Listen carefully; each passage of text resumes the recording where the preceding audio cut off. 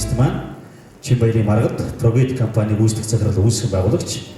За Diamond Studio заман Прогит компаниг үүсгэн байгуулж удирдах ажиллаж байгаа. За ингээд маргадыгаа таслаа өгч байна. За баярлалаа тав.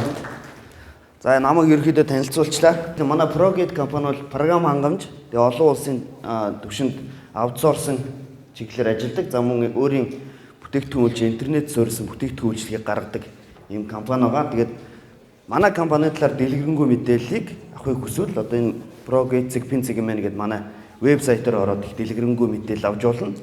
За Pinzigman гэж одоо өөрийнхөө нэг бүтээгдэхүүнийг хэлээд товчхон танилцуулчих. Миний энэ ихтгэлтэй холбоотой.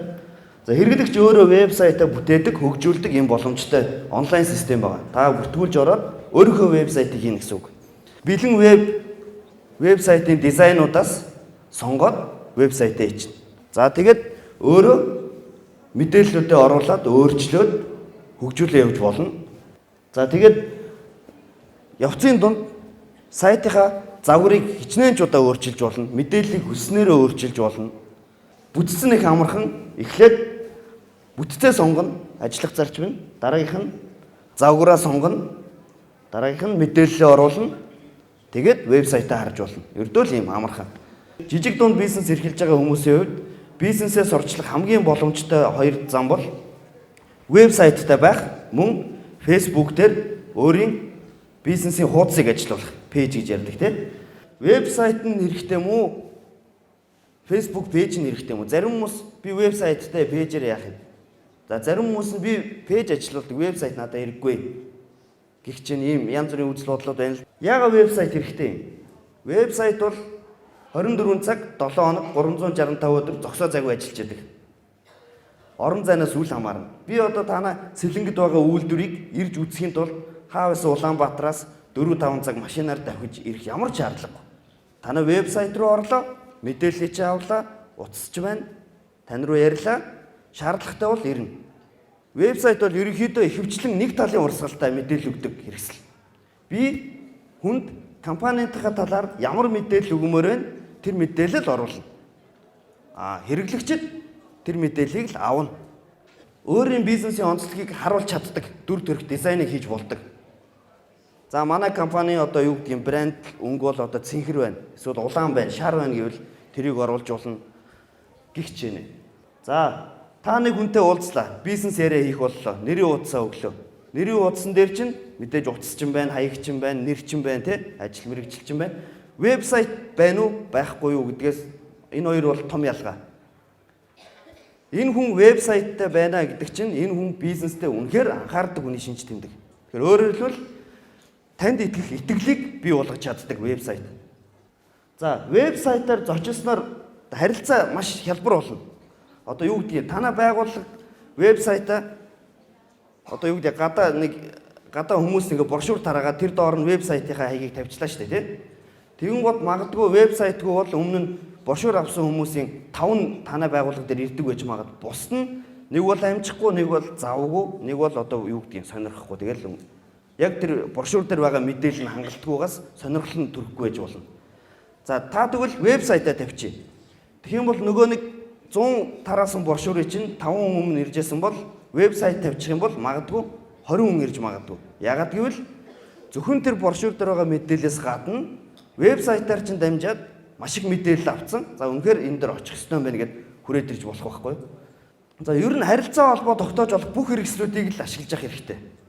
Бага зардалтай үнэгүй бол тий. За вебсайттай байна. Одоо түрүүний хэлдэг цахим систем, онлайн систем тэрэнд бас заавал бүртгүүлчих хэрэгтэй. Ашиглаж болох ямар л үнэгүй хямд боломжууд байна тэднийг ашиглаж явах хэрэгтэй. Нэрийн утас бол ийм жоох хэмжээтэй тий. За энэ дээр бол ерөөсөө маш бага мэдээлэл хамаарна. Брошюр дээр бол А4 хэмжээтэй цаасан дээр л мэдээлэл хамаарна, багтана.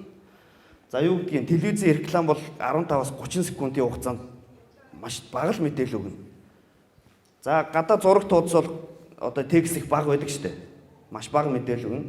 Энэ болгон дээрээ вебсайтаа тавьсан байхад энэний ард байгаа маш их мэдээлэл хэдэн цагаар ч яриад амжихгүй мэдээллийг хэрэглэгчид өгч чадна. Ялангуяа жижиг дунд бизнес эрхэлж байгаа хүмүүсийн хувьд бол нэг төгрөг болгон маш үнэтэй байдаг. Тэ? Тэгэхээр энэ гаргаж байгаа нэгж төгрөг болгоны зардлын ард одоо бодит ирэх үр дүн сайжирнаа гэсэн.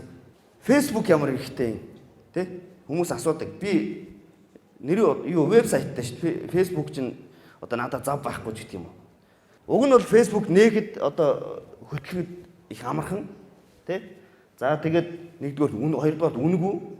За тэгээ амархан бөгөөд үнэгүй болохоор хинч нээжч болдог. Ямар нэгэн хариуцлага үлээ. Хүн ингээд тодорхой хэмжээний зардал гаргаад мөнгө төлөөд авсан ямиг шууд хайж чаддгүй шүү дээ. А Facebook пэйжийн хувьд бол нээхэд их амархан үнэгүй болохоор нэг орхичдаг хүмүүсийн нэг алдаа. Тэгэл хаях юм бол нээгээгүй байснаасаа илүү хортой байдаг байхгүй юу? Нөгөө дээр чи хүмүүс ороод 9 бусын бичин муулна айгу бол тий санаатай санамсаргүй байдлаар юм асуудаг хариултгүй. Тэгэн гот хүн ямар сэтгэл төрхөд энэ бүтэхгүй газар. Тэгсээс байгаа хүн дээр явахгүй анханасаа ер нь бол вебсайтыг бодвол яг амьд харилцаа үүсч чаддаг. Хүн юм асуудаг, эргээгээ хариулдаг, тий? Яг бодиттой харилцаа үүсдэг. А Facebook дээр бол сайн уу танаа хаана байдгийг тийштэй манайх тэнд байдгийг гэж хөгжилтэй. Айгу чөлөөтэй харилцаа үүсч болдог. За зорилттой хэрэглэгч рүүгээ хандсан төлбөртэй маркетингийн үйл ажиллагаа Facebook-ээр хийж болдог. Тэр бол маш давуу тал байдаг. А яг одоо тэдэс хэдэн насны тим газар байдаг, тэнд амьдардаг, тим хүсний эмэгтэй хүмүүс рүү сурчлагаа явуулмаар байна ч гэдэг юм уу, тийм ээ.